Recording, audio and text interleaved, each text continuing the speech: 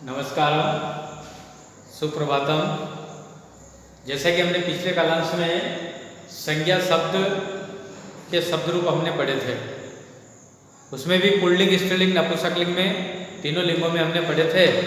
आज हम सर्वनाम शब्द रूप पुल्लिंग, स्त्रीलिंग और नपुंसकलिंग में देखेंगे।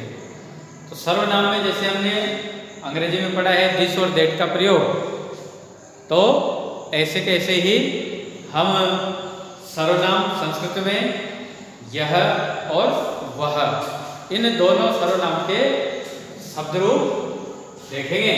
तो सबसे पहले अपन लेते हैं तत्सर्वनाम। तत् का मतलब होता है वह।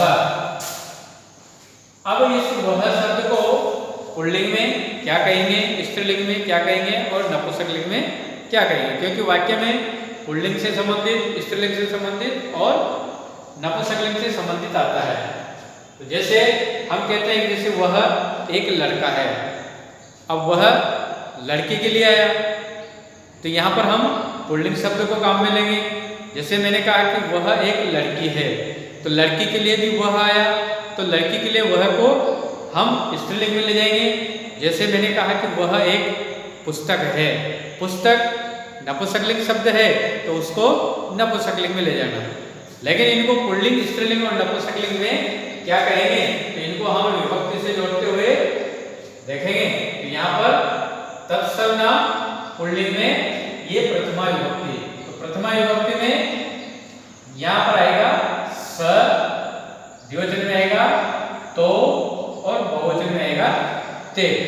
स का मतलब होता है वह, क्योंकि हम इसके साथ साथ कारक भी साथ में लेते हुए चलेंगे। जब हम उसका हिंदी और अनुवाद करेंगे तो वहां पर हमारे कारक भी काम आएगा। तो जैसे अपन ने संज्ञा शब्द के साथ में पहला कारक लिखा था कर्ता कारक, तो उसका हिंदी अर्थ होता है ने। तो जैसे क्या आया वह, अब हम बोलते हैं तो उस समय अपन कहते हैं उसने कहा कि आप कल जयपुर जाओगे, उसने, तो यहाँ पर ने शब्द आ रहा है, इसका मतलब आपके ये प्रथमा विभक्ति है। आगे चलते हैं तो मीन्स होता है वे दोनों, और यहां पर भी ने अर्थ निकलेगा कारक के अनुसार। तो यहां पर जैसे आप कहते हैं दोनों ने, यहां पर भी ने अर्थ निकालना, लेकिन संख्या दो रहेगी और बहुवचन में आता है ते, इसका हिंदी अर्थ होता है वे सब।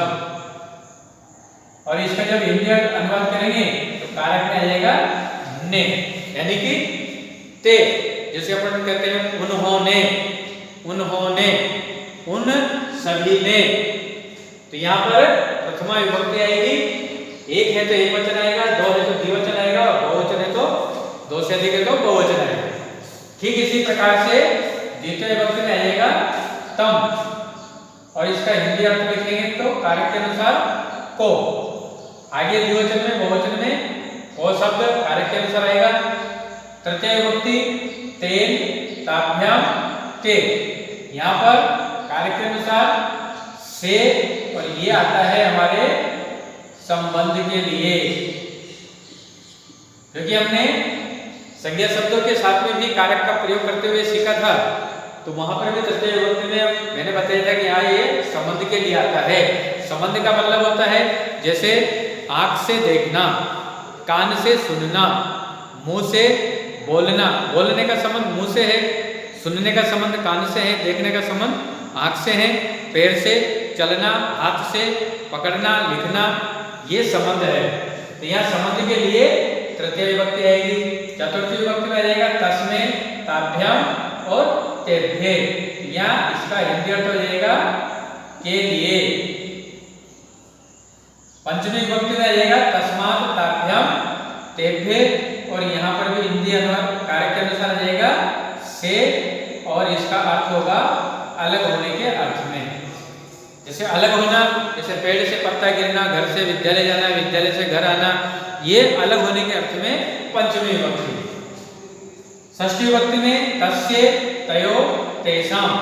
तस्य, इसका अर्थ होगा का या की या के, तस्य यानी कि उसका या उसकी या उसके।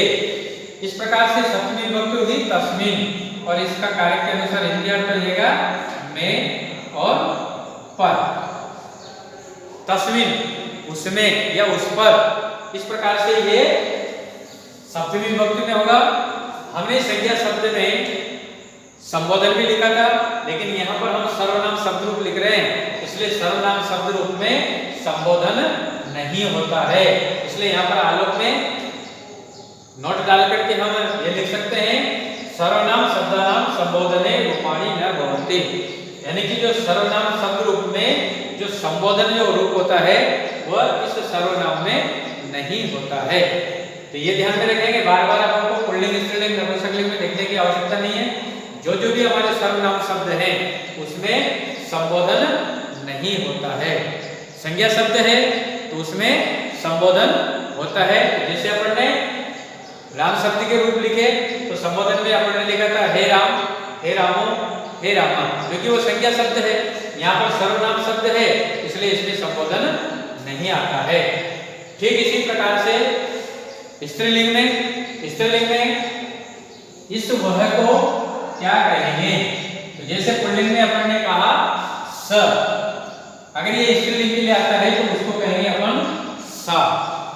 अगर हमने वाक्य लिखा वह एक लड़का है, अगर आप उस वह की जगह पर आप सा लिखते हैं तो फिर आपका वाक्य गलत होगा, क्योंकि सा स्त्रीलिंग में आता है, पुल्लिंग में आता है स।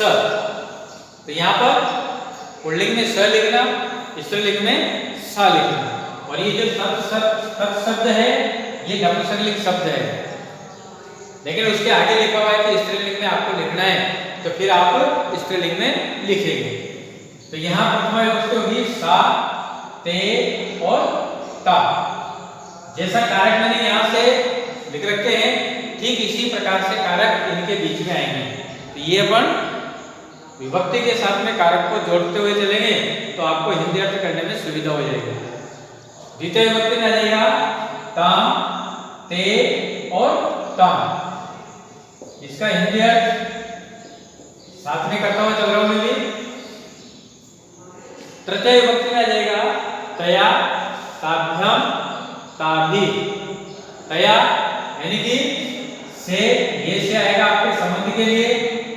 चतुर्थ विभक्ति में तस्य यानी कि के लिए। ताभ्याम और ताभ्ये।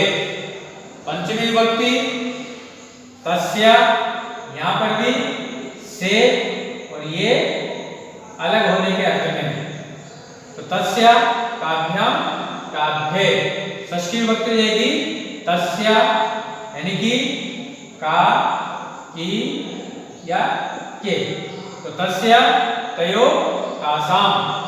सप्तमी विभक्ति में तस्याम, तयो, तासु, और या में या पर।